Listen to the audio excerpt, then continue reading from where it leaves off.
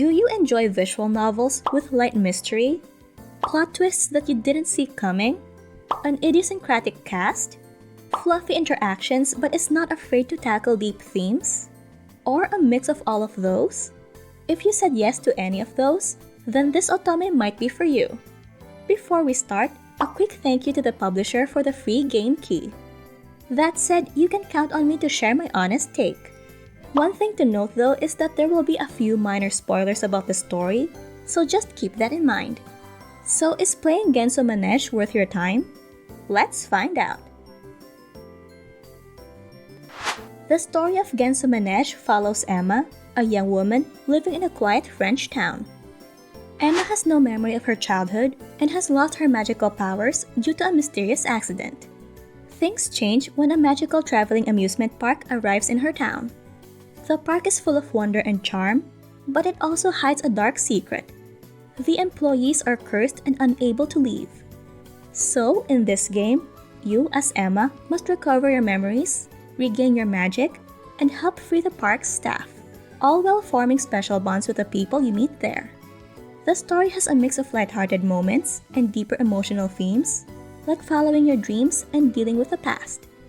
While the game looks cozy and magical with all those pastel colors, it does deal with quite heavy themes.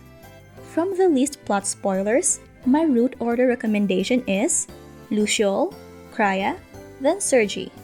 Admittedly, the three could be interchanged in terms of plot revelations, but if you don't mind heavy themes, start with Luciole for the greatest impact.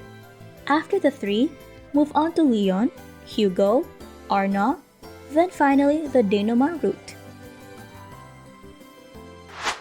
Luciole is the world's #1 hermit and the quiet and reserved mechanic of the amusement park.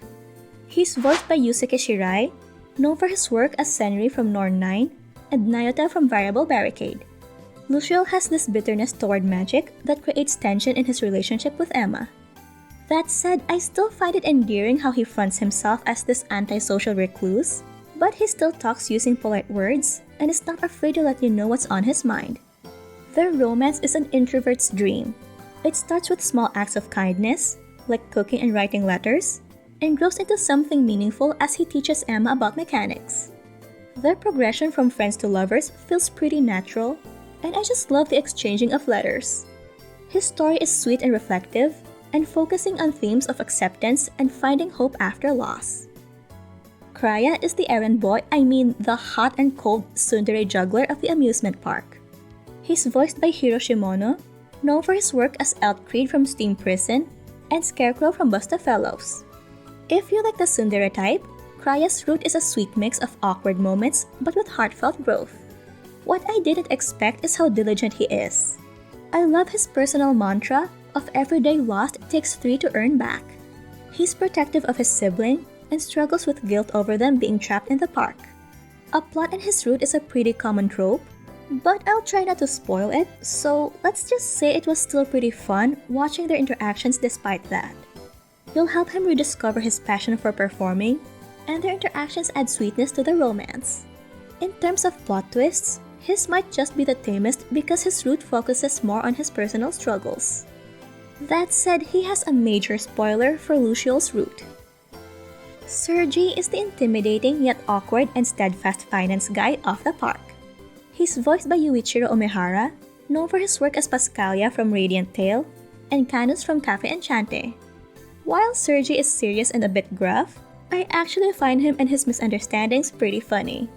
That said, his story focuses on trust and healing. As Emma helps him with his injury and uncovers the secrets behind his past, their bond grows stronger. As you go through his route, there's a bit of information dump, but I feel it's necessary for the next routes. And while I'm not as fond of all the reveals, I still like the storytelling in his route, how it keeps piling on and referencing the earlier chapters. His route includes themes of loyalty and teamwork, with moments like him playing the piano and using roses as symbols of their connection. This route has a bit more action and some darker moments, like dealing with betrayal and danger. Leon is the kind and bright mascot of the park. He's voiced by Yuto Suzuki, known for his work as Sasuke from Spiral Memoria and Alexei from Atelier El Crone.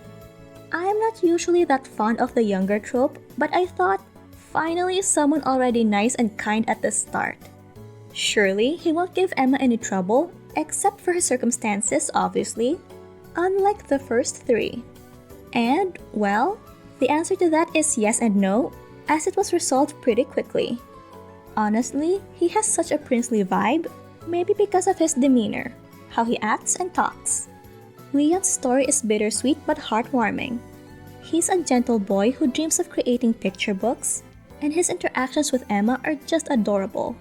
His route is full of tender moments like stargazing and reading together, but it also has some emotional twists, as Leon's story involves sacrifice and hope. His route was heartbreaking to say the least. Hugo is the charming director of the amusement park. He's voiced by Wataru Hatano, known for his work as Wizard from Taisho Alice, and Keith from Ikemen Prince. Hugo is a busybody, along with Clara, in everyone's route, including his. He always tries to help everyone. As the poster boy, Hugo's route feels like the heart of the game. His route is balanced and honestly a good introduction or entry point for the game, if not for the spoilers. He has a shared childhood connection to Emma that helps deepen their relationship, and, well, actually has some of the answers with regards to Emma's memories. So why doesn't he just share it right away? I don't think that's how memories work. But when he did, I find that his reason for keeping it was justified. Their romance is about rediscovering those memories and creating something magical together. It's a mix of nostalgia and hope, with plenty of cute and heartfelt moments. Arno is the childhood friend of Emma who works for the local newspaper. He's voiced by Atsushi Abe, known for his work as Sorata from Norn 9 and Hinata from Digimon Survive. Arno's story is locked for a reason. His route is filled with twists and reveals about Emma's past that I didn't even see coming. His revelations are different from that of Hugo's because in Hugo's route, it's just his perspective. This time around, we'll finally get to see the big picture. As Emma's loyal oldest friend, he's always been there for her, even when it meant putting his feelings aside. His route is pretty adventurous and very emotional, with themes of devotion and sacrifice. My favorite part will be how each of the cast plays a significant role in his route, kind of like a last boss battle thing. There's honestly a lot of ups and downs in this. And I just love how despite all the challenges they've been through, Arno's love and dedication makes his story one of the most satisfying. Once you've read all the routes, you'll unlock the grand finale, Denouement. One thing I'm sad about is when you choose someone's route, you'll know that the others are wrestling against their own circumstances, secretly trying to solve their own issues without the heroine. That feeling will finally be put to rest in this grand finale. Oh, and it also glimpses into Emma's past with her parents, as well as more lore about the magic in this game. Overall, I really enjoyed all their routes.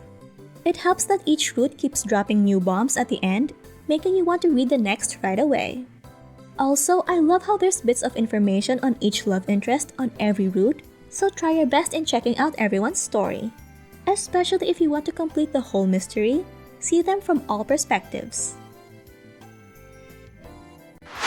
As for our heroine, Emma is kind, determined, and willing to step out of her comfort zone to help others and uncover the truth about herself. At the start, she tends to keep to herself and can get just a bit too gloomy pretty fast, which is relatable to me.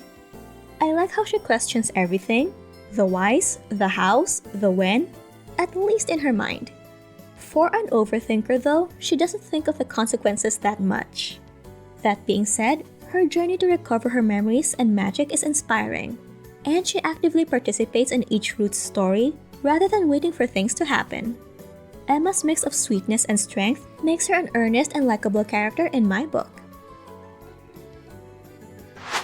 The supporting cast are pretty interesting in their own right. I love how they support Emma and her love interest, and just their overall role in their designated route. I would have wanted to see more of the supporting cast, but in terms of the plot, it just makes sense that they only show up when they do so, as not to overstay their welcome. I didn't find anyone that's just slotted there for plot purposes. And it doesn't happen in many Otome games, but I feel that the main antagonist was very convincing. That is to say that their logic is understandable but still flawed. Set in a picturesque French town, Genso Manège feels like stepping into a dream. I love the pastel colors in the game. It's stunning, especially with beautifully designed characters and vibrant backdrops. The amusement park setting is magical, and the detailed CGs capture the emotional highs and lows of the story, with each scene thoughtfully crafted to immerse you in the world. I find that the music complements the game perfectly, with soft magical tunes for tender moments and dramatic tracks for intense scenes. Then the voice acting brings the characters to life, adding depth and layers to their personalities and emotions, while the sound design helps make the game feel like a fully immersive experience. What sets Genso Manège apart is how it combines a whimsical setting with deeper emotional themes, and that it's not just about romance. It's about self-discovery, healing, and following your dreams. The variety in the love interests and the mix of sweet and thought-provoking moments make it a game that's both comforting and meaningful. My only gripe is that there are no cloud saves for Steam, as I would have wanted to play it on both PC and Steam Deck. If you enjoy story-driven games with heartfelt romance, magical settings, and still a relatable cast, Genso Manège is a must-play. Its mix of charm and emotional depth makes it perfect for anyone who loves a good balance of lighthearted fun and meaningful storytelling. If you enjoy feel-good visual novels similar to Genso Manège, with a memorable and lovable cast, a relatable and realistic heroine, this might just be your next favorite. Even to this day, it's still one of my pick-me-ups on a bad day, so don't miss out.